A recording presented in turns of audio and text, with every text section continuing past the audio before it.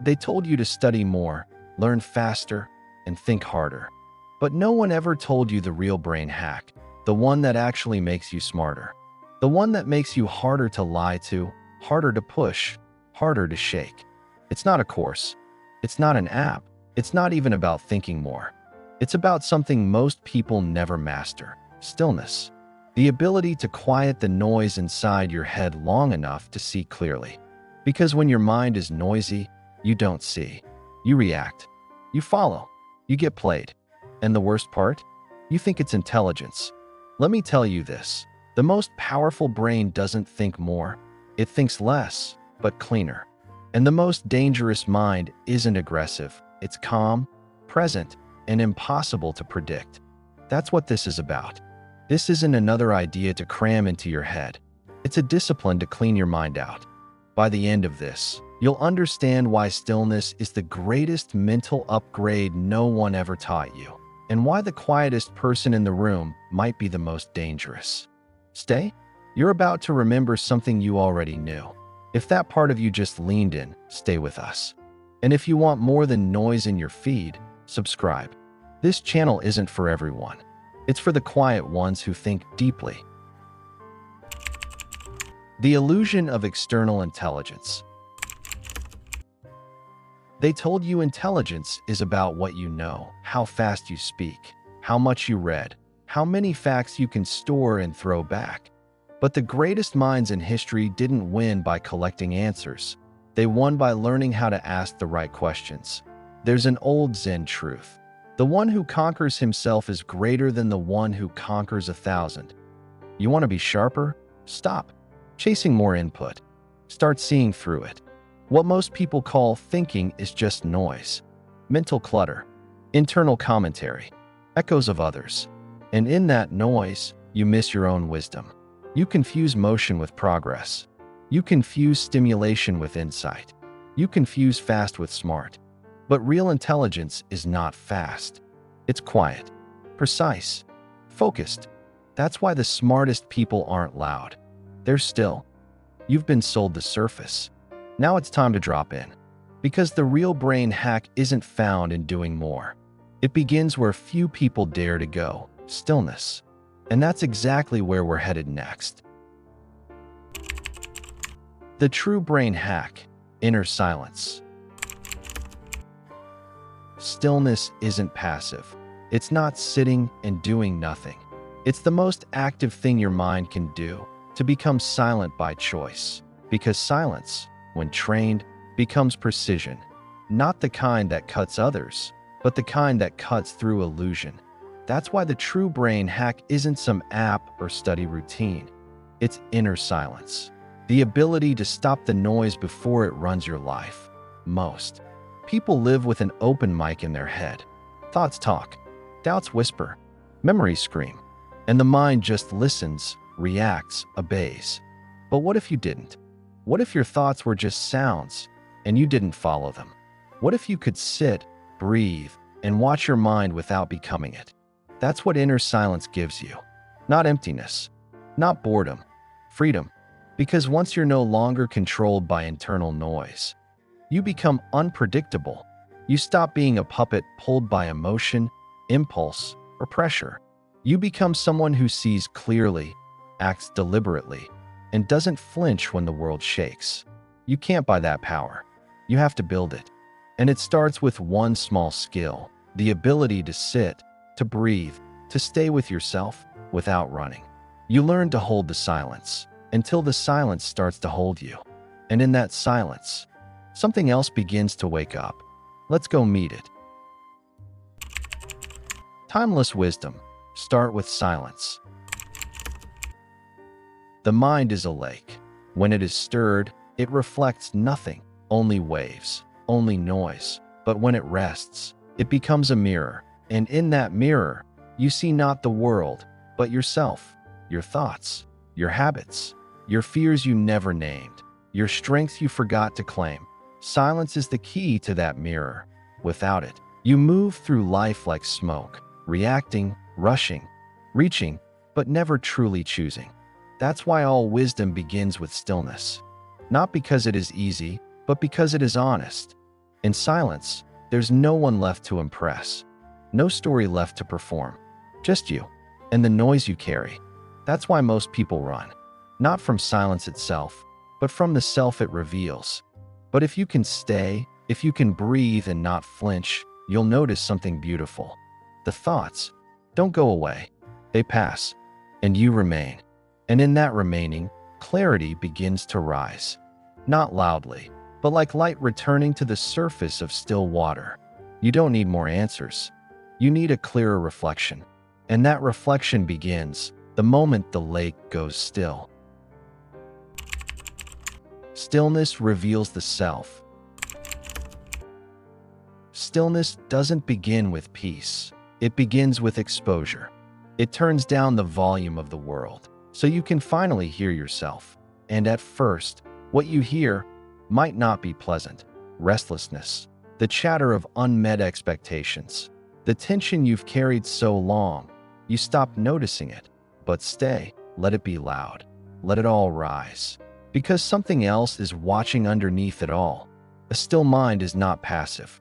It is poised, like a lion resting in the grass, motionless, silent, but fully aware of everything around it. It doesn't pounce out of impulse. It waits. It watches. It chooses its moment with presence. That is the mind you are building. Not one that reacts to every noise inside, but one that sees and waits. And from that stillness, clarity begins to surface. Decisions untangle. Focus finds you. Emotion loses its grip. You begin to feel something new, not silence as absence, but silence as strength. You are not frozen. You are ready. Stillness doesn't make you smaller. It returns you to your true size. And the lion doesn't need to roar for the forest to know it's there. Escaping mental overload. The mind was never meant to carry this much. Hundreds of tabs open, notifications buzzing, opinions flying in like arrows. Even in silence, your mind scrolls without your hand. Mental overload doesn't just exhaust you, it makes you blind. You stop seeing clearly, not because you've lost intelligence, but because you've lost space. Think of it like a crowded room. Too many voices speaking at once. Even the wisest words get drowned in the noise. Now imagine emptying that room. One voice, one breath, one moment at a time. That's not retreat. That's recovery. Stillness is not passive. It's an intentional refusal to be dragged by noise. You do not owe your mind constant stimulation. You owe it rest. Clarity doesn't come from effort. It comes from uncluttering. Every time you pause before checking your phone, you're not just resisting distraction. You're training your nervous system to stop craving chaos. You're teaching the mind to breathe again. You do not need to consume more to be smart. You need to digest what you already carry. Overload is not a badge of honor. It's a warning. The sharpest mind is not the busiest. It's the quietest one that knows where to look. And sometimes intelligence is simply the courage to shut the door.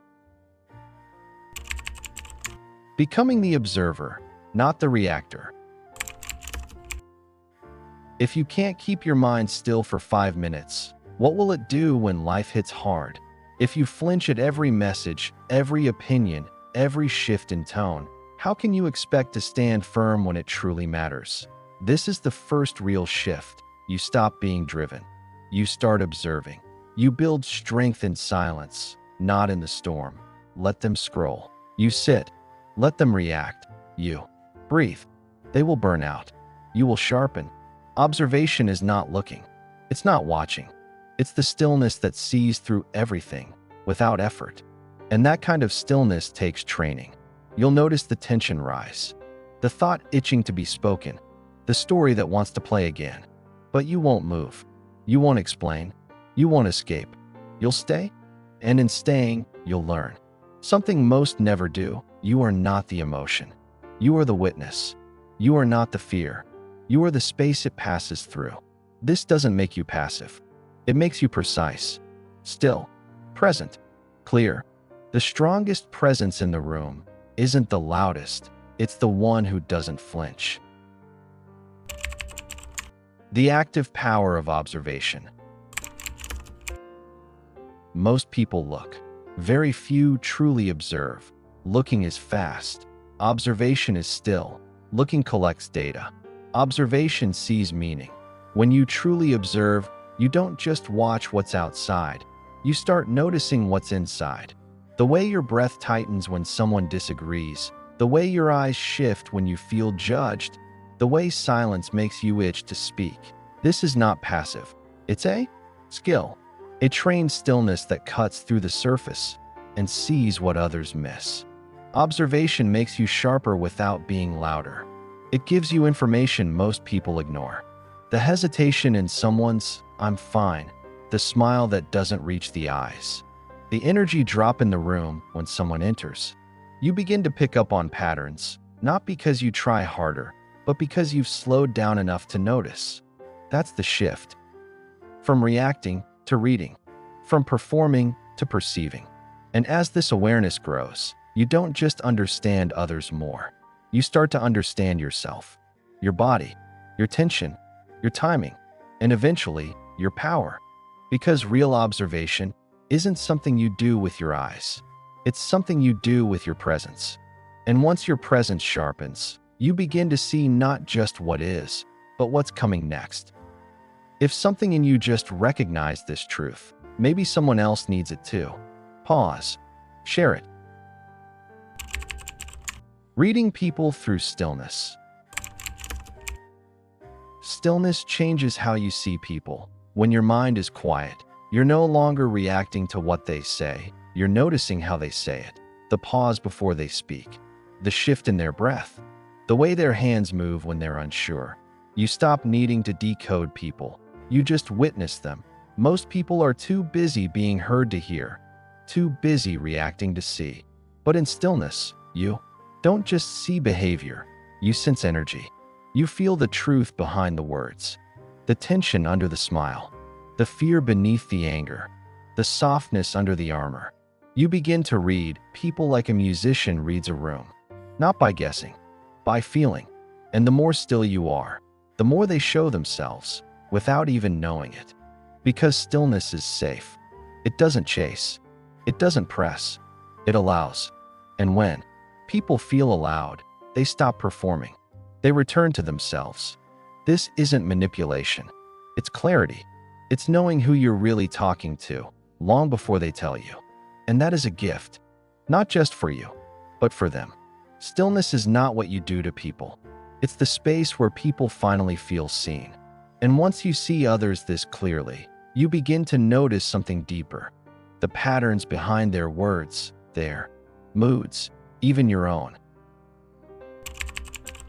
Seeing patterns others Mississippi. Most people live in stories. They don't see the pattern. They see the moment. They get lost in the words, in the mood, in the face someone puts on that day. But when you learn to observe, really observe, you start noticing what doesn't change. The tension that always shows up before someone lies. The fake laughter that always hides discomfort. The way your own energy drops around certain people, no matter what they say. These are not accidents. They are patterns. Observation turns you from a consumer of behavior into a reader of truth. You stop being impressed by appearances. You start noticing consistencies. And once you do, you stop being fooled. By charm, by status, by confidence that's all surface. Because when you see the pattern, you see the person. You see their fear behind the control, their sadness behind the anger, their longing behind the pride. You also start seeing your own patterns, how you shrink around authority, how you speak faster when you're unsure, how you smile when you want to run. This isn't judgment, it's clarity. The more you notice, the less you get dragged. Because what once felt personal is now just a loop. And what was once a trigger is now just information. Intelligence is not in what you notice once. It's in what you see again and finally understand. And once you see the pattern, you realize you don't need to push, prove, or perform, because presence alone speaks louder than words. Presence over performance. You've seen it. The person who walks into a room and doesn't say much, but somehow everyone feels them. They don't need to sell anything. They don't need to speak first, smile widest, or prove they belong. They just are. And somehow, that's enough. This is presence. And it's more powerful than any performance. Because performance is hungry. It needs validation. It craves reaction. It puts on a mask and asks, "Do you like me?" Presence asks nothing. It listens. It sees. It stays. It doesn't rush to fill silence. It lets silence speak.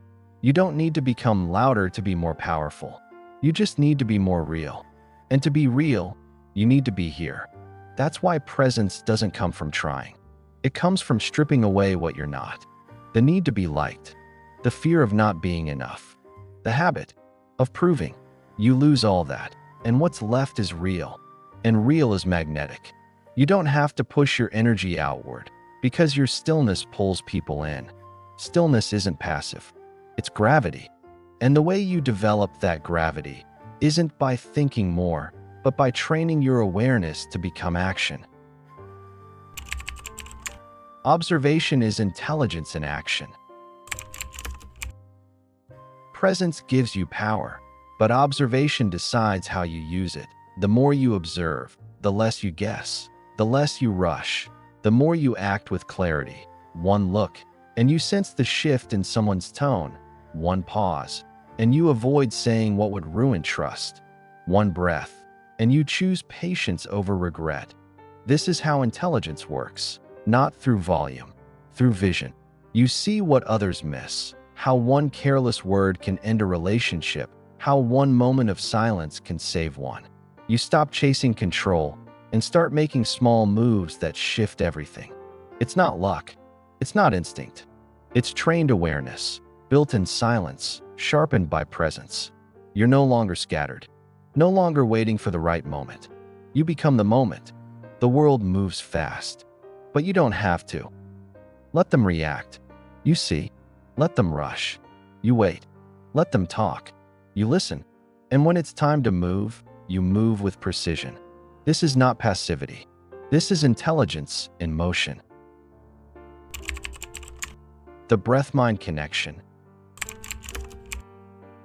If you want to master your mind, start with your breath, because your thoughts might lie to you, but your breath never does. Your mind can say, "I'm calm," while your breath is short, fast, and tight.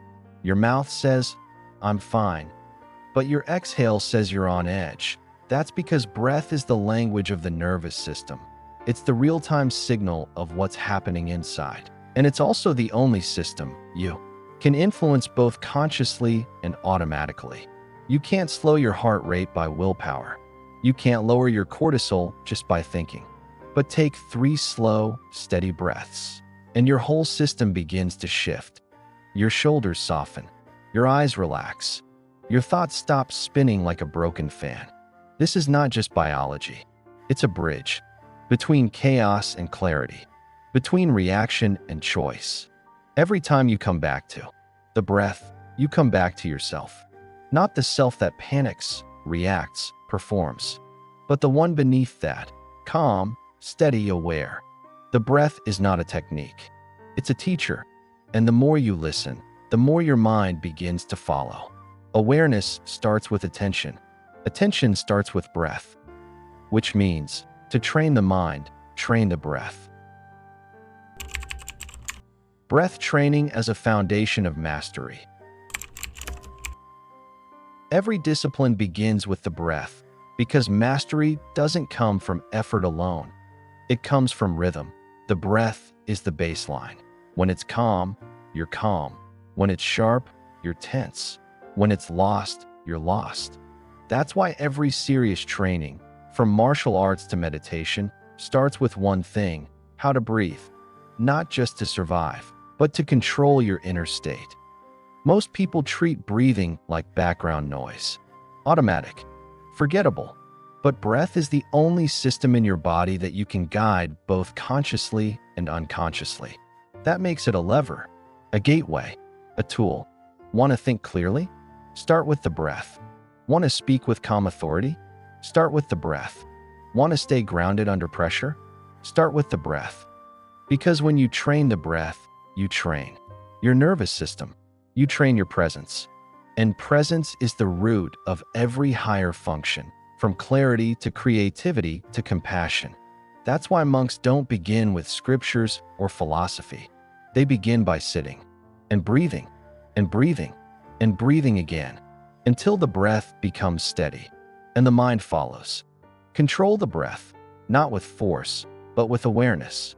And what you find is not just more control, but more peace. And from that peace, your mastery begins. From crisis to clarity through breath. Crisis doesn't begin outside you. It begins when your breath breaks. One sharp inhale, and the panic sets in. One held breath, and your thoughts spin faster than your reason. The world might say, take a deep breath, but they never taught you how, because true breath work isn't about breathing more. It's about breathing differently, with presence, with rhythm, with awareness. When you breathe with presence, you don't stop the chaos outside, but you change how it moves through you. The breath becomes an anchor. While emotions rise and fall, the breath remains steady. And in that steadiness, clarity returns. You stop drowning in thought. You start watching. You start choosing. One exhale at a time. You begin to understand that the breath is more than air. It's your first tool of liberation. Before the mind can untangle anything, the body must first be calm, and the breath is the path. No philosophy works if your nervous system is hijacked. No wisdom enters if your body is frozen. The breath melts that ice. The breath reopens the door. The inhale grounds you in the present. The exhale releases what you don't need. And if you stay with the breath, especially when things fall apart, you'll notice something beautiful. The crisis doesn't disappear, but you are no longer lost in it. Breath as power, not philosophy. You don't need more motivation. You need a stronger relationship with your breath. Philosophy gives you ideas, but the breath gives you presence. And presence changes everything. Because when the breath is steady, your fear softens, your thoughts clear, your voice slows down, not from weakness, but from depth. Real power doesn't start in your muscles or your mindset. It begins lower, deeper, in the belly, where your breath lands and rises like a tide. That's where your calm lives. That's where your clarity waits. That's where your choices are made, before they ever reach your lips or hands. A trained breath makes the difference between reacting and responding, between panic and poise, between collapse and composure. It doesn't need an audience. It doesn't shout. It just roots you so deeply that even in the middle of chaos, you feel the ground under your feet. This isn't theory. It's practice. Simple, unforgiving, sacred. So don't memorize more quotes. Don't chase more techniques. Just sit and breathe and breathe and breathe again until the world feels loud, but you don't. Until life gets heavy, but you stay light. Until someone asks, "What's your secret?" And all you say is, "I breathe differently now." Letting the breath lead the mind. You don't lead the mind by force. You lead it by breath. When a student arrives at the monastery, they're not taught philosophy. They're taught to sit and breathe again and again and again. Why? Because until the breath obeys, the mind never will. The breath is the leash, the anchor, the gatekeeper. And when it's shallow, the mind scatters. When it's held, the mind panics. But when it flows slow, full, quiet, the mind softens, then settles, then listens. All chaos begins with a lost breath. All clarity returns with a conscious one. Look back. How many moments of regret began, not with bad thinking, but with a breath you forgot to take? Anger rising, words spilling, fear deciding for you. Not because you were weak, but because you were windless. You let the breath slip, and with it, You let the mind take over. But when the breath leads, the mind learns trust. Not control, trust. It stops barking orders and starts listening for rhythm. This is not submission. This is real command. Lead the breath, and the mind follows. Lose the breath, and the mind runs wild. It's not about thinking more clearly. It's about creating the space in which clarity can appear. And that space is always opened by breath.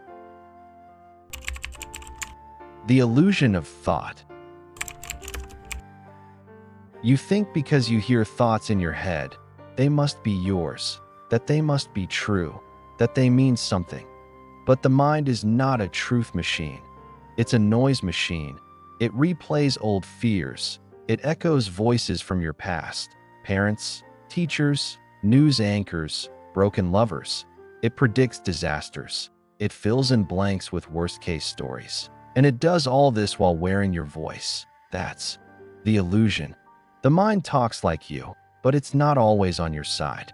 It will doubt you when you're ready. It will flatter you when you're wrong. It will scream when silence is needed and fall silent when strength is required. So don't mistake thought for wisdom. Wisdom doesn't yell, it watches. You're not supposed to believe every thought. You're supposed to witness them, like clouds passing, like dreams dissolving at dawn. You can still hear them, but you don't have to follow. You don't have to obey. You don't have to identify. Because once you stop assuming that every thought is you create space. And in that space, awareness breathes. That's not detachment. That's waking up. The illusion is not that you think. The illusion is that you are your thinking. And the moment you see that, the moment you witness thought from the outside, is the moment you begin to be free. Detachment from mental noise. You are not your thoughts, and you are not the noise they make. But to realize that, you must first hear the noise clearly, without getting pulled into it. The mind talks constantly. It replays, predicts, defends, attacks. And if you follow it blindly, you become what it fears. The practice is not to fight the mind, but to witness it without joining its storm. That begins with one question, not, what am I thinking? But, how am I breathing? Because breath is not just breath. It is awareness in motion. It is the first place chaos appears, and the first place order returns. You don't need a monastery, not a cave, not a cushion. You need one breath, taken with full attention. One breath in the middle of conflict. One breath before you speak. One breath when the mind races and the world spins. That breath doesn't silence the mind. It grounds you beneath it. And from that ground, you don't have to chase silence. You become it. This is not escape. It's embodiment. You don't detach to run. You detach to remain, without being swallowed. And that space, between noise and you, is where freedom lives. It's also where we go next. Creating space between thought and action. The difference between a wise person and a reactive one is not intelligence. It's space, not outer space, but inner space. The pause between the spark and the fire. The breath between the thought and the act. Most people live in a loop. A thought appears. A reaction follows. No question, no distance, no choice. But something sacred happens when you begin to wait. Even for a second. You see the thought arise, but you don't grab it. You feel the emotion spike, but you don't chase it. You notice the urge to speak, but you don't serve it right away. In that waiting, you reclaim your life. Because now, you're not just acting, you're choosing. That's the power of space. It's not the absence of thought or feeling. It's the presence of clarity between them. One breath, one heartbeat, one pause held with awareness can change the entire shape of a moment and a life. This is not suppression. It's mastery. The space is not empty. It's charged with freedom. Between what arises and how you respond lives the most important power you'll ever have, the power to stay awake. And when that space becomes your home, you're no longer a slave to thought. You're the witness. You're the chooser. You're the calm in the middle of the command. Unmasking logical weakness.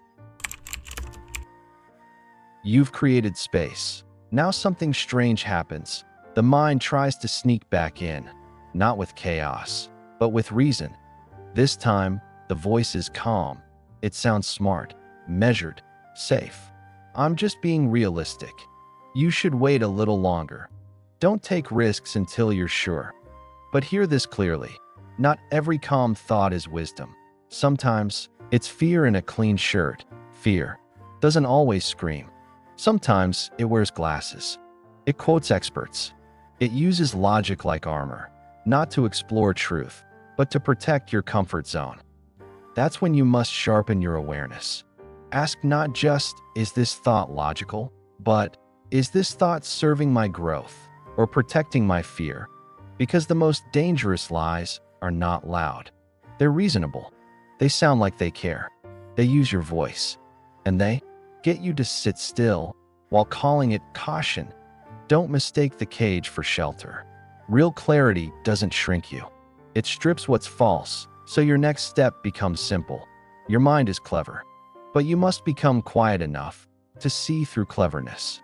Because now that you've found space, you'll start to see what tries to close it. And next, you'll learn how to train your mind so it serves you instead of subtly stopping you. Mind training as a daily discipline. You don't rise in a crisis. You fall to your level of training.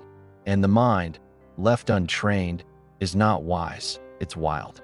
You cannot expect clarity in chaos if you don't create clarity in calm. You don't learn to swim while drowning. That's why mind training must be daily, not once when it's urgent, but every day when it's quiet. Because the storm always returns, and when it does, you'll only have access to what you've practiced. Sit, not for hours, just long enough to hear your own mind without running from it.